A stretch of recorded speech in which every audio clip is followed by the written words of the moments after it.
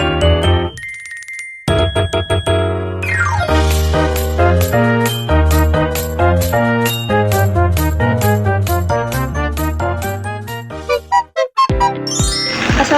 warahmatullahi wabarakatuh. Halo semua, perkenalkan nama saya Kayla Septia Ananda.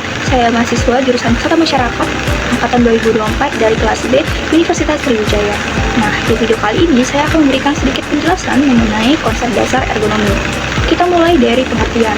Jadi, secara etimologi, ergonomi ini berasal dari bahasa Yunani, yaitu ergon yang berarti kerja, dan nomos yang berarti peraturan atau hukum.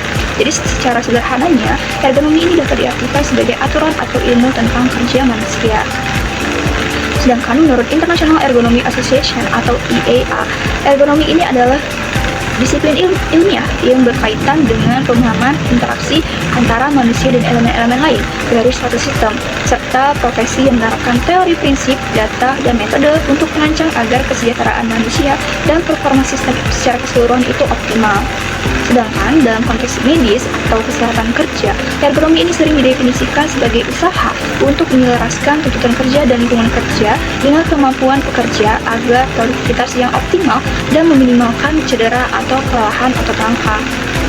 Jadi, secara sederhananya, ergonomi ini adalah ilmu dan seni merancang sistem pekerjaan, lingkungan, dan alat agar cocok dengan manusia, seperti kapasitas, keterbatasan fisik, dan juga mental, sehingga tercapai kenyamanan, efisiensi, keamanan, dan juga kesehatan. Nah, istilah ergonomi ini juga digunakan secara luas di Eropa loh. Di Amerika Serikat itu dikenal dengan istilah human factor atau human engineering. Setelah kita memahami apa itu ergonomi, kita juga perlu tahu nih untuk apa sih ergonomi ini diterapkan. Jadi penerapan ergonomi ini memiliki peran yang penting dalam menciptakan lingkungan kerja yang sehat, nyaman, dan produktif. Tujuan utamanya bukan hanya untuk mencegah kelelahan, tapi juga untuk meningkatkan efisiensi dan juga kesejahteraan manusia.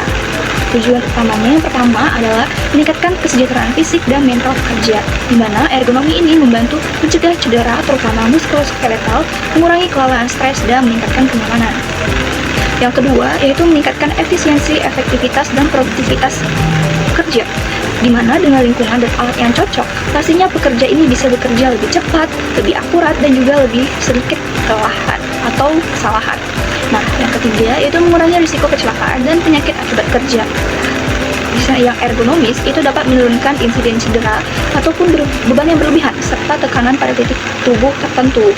Selanjutnya itu adalah mengoptimalkan penggunaan alat, fasilitas, dan sumber daya seperti alat, mesin, perabot, dan tata letak kerja itu dirancang agar tidak berkonflik nih dengan tubuh manusia.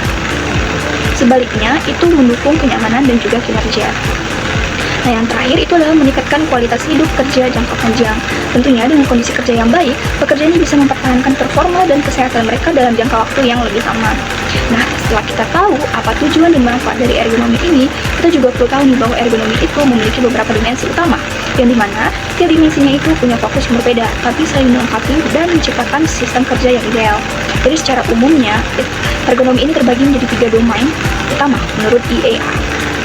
Yang pertama itu ergonomi fisik atau physical ergonomy, yaitu berfokus pada aspek anatomi seperti postur tubuh, biomekanika, dan gerakan manusia saat bekerja.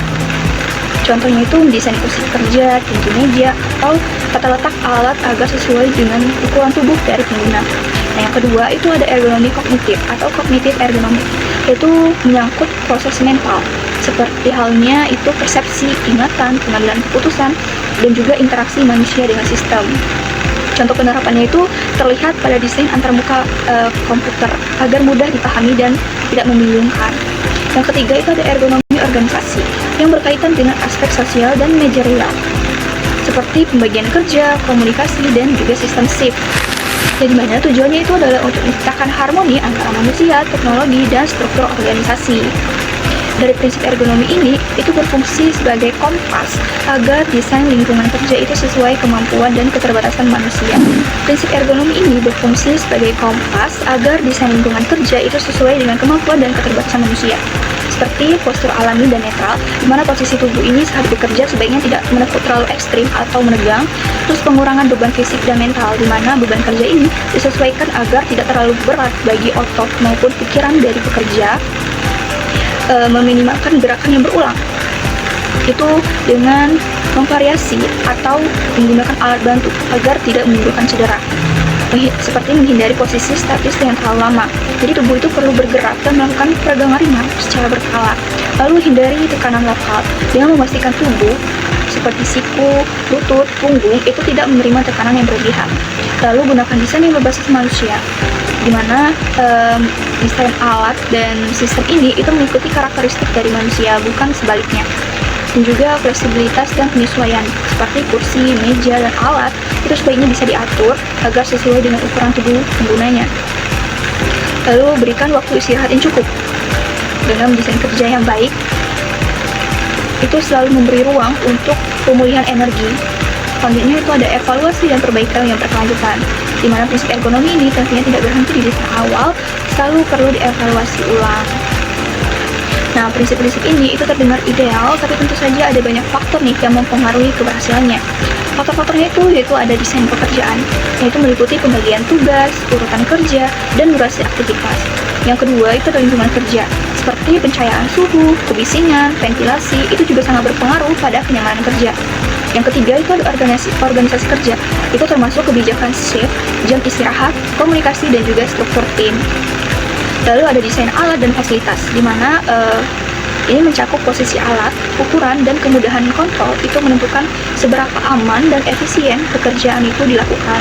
Dan karakteristik manusia adalah faktor antropometrik seperti umur, jenis kelamin, dan kondisi kesehatan pengguna itu juga menentukan efektivitas dari desain. Untuk memastikan semua faktor itu berjalan optimal, kita bisa menggunakan metode evaluasi ergonomik nih untuk menilai efektivitas desain dan kenyamanan kerja. Metode apa saja yang umum digunakan? Itu ada salah satunya analisis postur menggunakan rula, REBA atau OWASP untuk menilai posisi tubuh ini apakah dapat berisiko menimbulkan cedera. Jadi REBA itu apa sih? Nah, REBA itu adalah Rapid and Clear Body Assessment yang dikembangkan oleh Sue Hickman dan Lynn McAtamney pada tahun 2000, di mana metode ini diciptakan untuk menilai seluruh bagian tubuh secara cepat dan menyeluruh, terutama untuk pekerjaan yang variatif dan dinamis, seperti rumah sakit, pabrik, atau pekerjaan manual, seperti handling yang mengangkat, mendorong, dan menarik. REBA ini digunakan untuk mengidentifikasi risiko cedera muskuloskeletal atau MSDS akibat postur tubuh yang tidak alami, dengan beban yang berat ataupun pergerakan yang berulang. Biasanya itu tubuh yang dinilai itu ada leher, ada punggung, kaki, lengan atas dan lengan bawah, serta pergelangan tangan. Berbeda dengan REBA, rula ini banyak digunakan untuk pekerjaan duduk atau penggunaan komputer. Nah, rula sendiri itu apa sih? Jadi rula ini atau Rapid Upper Limb Assessment itu dikembangkan oleh McAtamney dan Corlett yang dirancang khusus untuk menilai risiko cedera dan bagian tubuh bagian atas atau upper limbs, seperti leher, bahu, lengan, pergelangan tangan, dan punggung bagian atas. Nah, rula ini itu digunakan untuk menilai postur tubuh yang statis atau berulang yang melibatkan bagian tubuh atas, terutama pekerjaan kantor, mengetik, montir, atau pekerjaan laboratorium. Biasanya bagian tubuh yang dinilai itu ada lengan atas dan bawah, ada pergelangan tangan, leher, punggung atas, dan juga kaki sebagai penopang.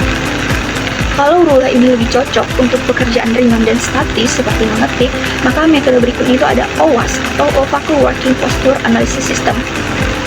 OWASP ini lebih pas digunakan untuk pekerjaan fisik yang berat, misalnya di pabrik, pertambangan, atau konstruksi. Nah, dengan metode OWASP ini, itu biasanya banyak dipakai di sektor industri nih guys, untuk menganalisis postur tubuh pekerja yang melakukan aktivitas berat seperti membungkuk, mengangkat, atau memutar tubuh. Tujuan dan prinsip utama dari OWASP ini adalah digunakan untuk mengidentifikasi postur kerja yang menyebabkan tekanan berlebihan pada punggung tangan, kaki, dan leher, serta memberikan rekomendasi perbaikan untuk mengurangi risiko cedera otot rangka ini.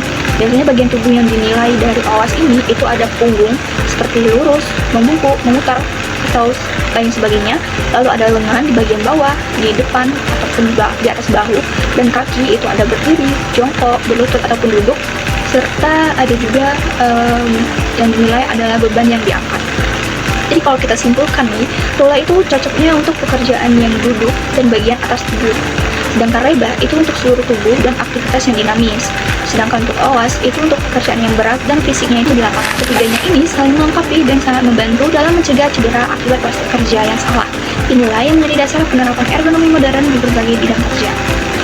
Oke, jadi sekian penjelasan dari saya terkait konsep dasar ergonomi ini. Kalau ada kekurangan, saya mohon maaf. Sampai jumpa.